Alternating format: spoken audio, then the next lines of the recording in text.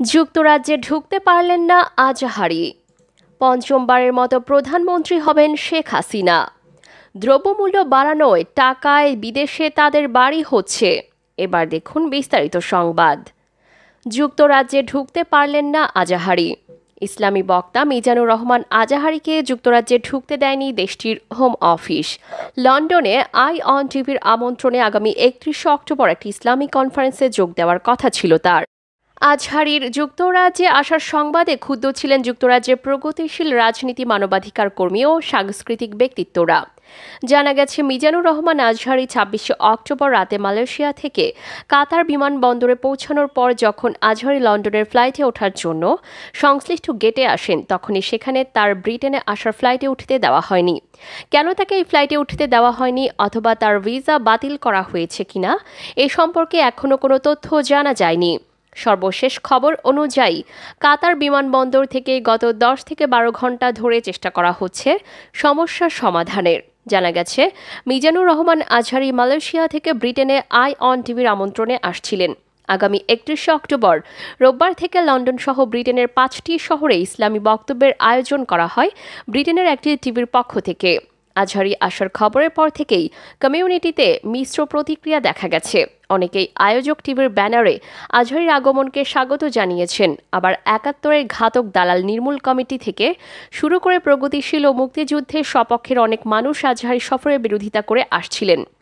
British MP থেকে শুরু করে হোম অফিস সহ বিভিন্ন সংশ্লিষ্ট জায়গায় মিজানুর রহমান আজহারির বিভিন্ন বক্তব্য, যেখানে ধর্মীয়ভাবে অন্য ধর্মকে আঘাত করা হয়েছে, যেসব বক্তব্য ঘৃণা ছড়ায়, এমন সব ভিডিও পাঠানো হয়েছে।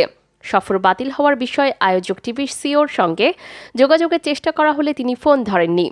এছাড়া টেক্সট পাঠানো হলেও সেটার কোনো উত্তর পাওয়া যায়নি। এছাড়া মিজানুর রহমান মালয়েশিয়ার হোয়াটসঅ্যাপ নম্বরে যোগাযোগ করলেও কোনো উত্তর পাওয়া যায়নি। এদিকে পঞ্চমবারের মতো প্রধানমন্ত্রী হবেন শেখ হাসিনা।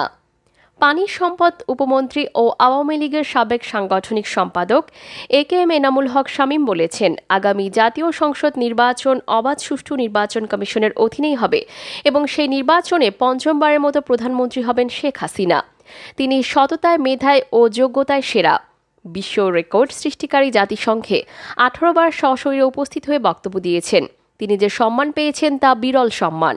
পৃথিবীর কোনো সরকার বা রাষ্ট্রপ্রধান এটা পান নাই। তিনি বলেন, বিএনপি আন্দোলনে ব্যর্থ, তারা নানামুখী ষড়যন্ত্র করছে, তারা দুর্গাপূজায়ও ষড়যন্ত্র করেছে।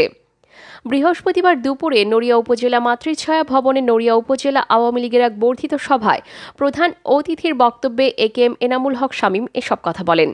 নড়িয়া উপজেলা আওয়ামী লীগের সহসভাপতি আনোয়ার হোসেন বাদশাহ শেখের সভাপতিত্বে অনুষ্ঠিত সভায় উপস্থিত ছিলেন সাধারণ সম্পাদক হাসানুজ্জামান খোকন, সাবেক উপজেলা চেয়ারম্যান আব্দুল ওহাব ব্যাপারী, চামটা ইউনিয়ন পরিষদের চেয়ারম্যান নিজামুদ্দিন রারি প্রমুখ। এদিকে দ্রব্যমূল্য বাড়ানোর টাকায় বিদেশে তাদের বাড়ি হচ্ছে। দ্রব্যমূল্য বাড়ানোর টাকায় বিদেশে সরকারি লোকজনের বাড়িঘর হচ্ছে বলে মন্তব্য করেছেন বিএনপির সিনিয়র যুগ্ম মহাসচিব রুহুল কবির রিজভী। বৃহস্পতিবার 28 অক্টোবর জাতীয় প্রেস ক্লাবের সামনে চাল, ডাল, তেল সহ নিত্য প্রয়োজনীয় দ্রব্যমূল্যের লাগামহীন ঊর্ধ্বগতি ও শ্রমজীবী মানুষের ভোগান্তির প্রতিবাদে এক মানববন্ধনে তিনি এই মন্তব্য করেন। তিনি বলেন, চাল, ডাল, তেল, পেঁয়াজ, মরিচের দাম বাড়লে সরকার কি আসে যায়? দাম বাড়ার টাকায় বিশ্বের উন্নত দেশে তাদের বাড়িঘর হচ্ছে। দেশের নিম্ন ও মধ্যম আয়ের মানুষ বাঁচুক কিংবা মরুক, তাতে তাদের কিছু যায় আসে না, কারণ তারা তো জনগণের ভোটে নির্বাচিত হয়নি। রুহুল কবির রিজভী বলেন, 1 লাফে 7 টাকা সয়াবিন তেলের দাম বেড়েছে।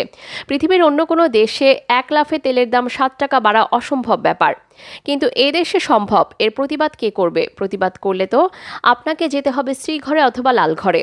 প্রতিবাদ বলে যে শব্দটি গণতন্ত্রের স্বীকৃত, সেই শব্দটিকে নির্বাসনে পাঠিয়েছে শেখ হাসিনা। এটাই হলো বাস্তব অবস্থা। তিনি বলেন, নোয়াখালী, কুমিল্লার পূজা মণ্ডপের ঘটনায় যাদের নাম উঠে এলো সবাই কিন্তু যুবলীগ, ছাত্রলীগ। রংপুরের পীরগঞ্জে যে ছেলেটির নাম এলো, বাকি ছাত্রলীগ বহিষ্কার করেছে, কিন্তু তারপরও বিএনপির নেতাকর্মীদের নামে মামলা দেওয়া হচ্ছে।